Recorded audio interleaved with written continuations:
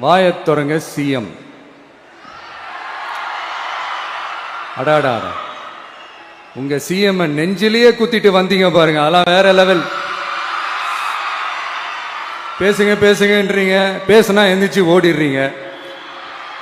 இனிமே பேச ஆரம்பிக்கிறதுக்கு முன்னாடி என்ன பண்ணணும் அப்படின்னா, ஒரு நண்பர் ஒருத்தர் சொன்னார், மாண்புமிகு பேரவைத் தலைவர் அவர்களே எல்லா டோரையும் இழுத்து லாக் பண்ணுங்க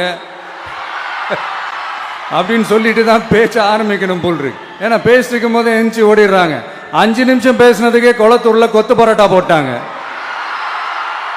இதுக்கு மேல பேசினா மொத்தமா முடிஞ்சிடும், பாத்துக்கங்க.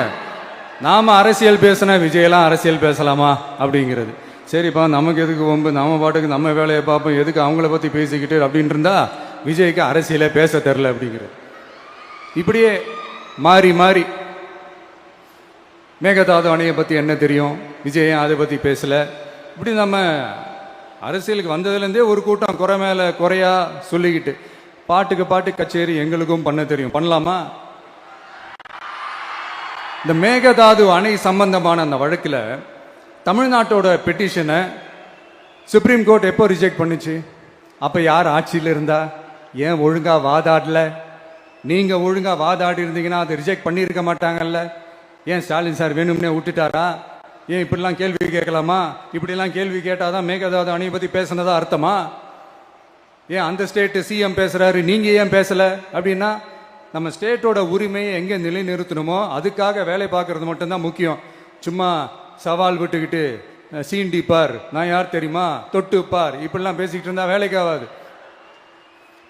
சும்மா பேசி பேசி பிரச்சனையை வளர்த்துக்கிட்டு யார் மேலே அது பழியை தூக்கி போட்டுட்டு அப்புறம் மக்களை அம்போன்னு தெருவில் விட்டுட்டு இப்படிதான் ஒரு அரசியல் பண்ணணும்னா அந்த அரசியல் நமக்கு தேவையும் இல்லை, அதை நம்ம செய்யவும் போறதில்லை. Talk less work more mode தான், அதுதான் நம்ம பாலிசியே. அதனாலதான் சட்டசபையில் அந்த அரசினர் தீர்மானம்னு சொல்லி ஒன்று கொண்டு வந்தோம். அது எப்படி டு டேக் இட் ஃபார்வர்ட், எப்படி கொண்டு போகணுமோ அதை சரியா செய்வோம். சென்ட்ரல் கவர்மெண்ட்லேருந்து அந்த டீலிமிட்டேஷனை திரும்ப கொண்டு வர போறதா ஒரு பேச்சு ஒன்று அடிபடுது. யார் என்ன டீலிமிட்டேஷன் கொண்டு வந்தாலும் தமிழ்நாடு அது ஒத்துக்காது.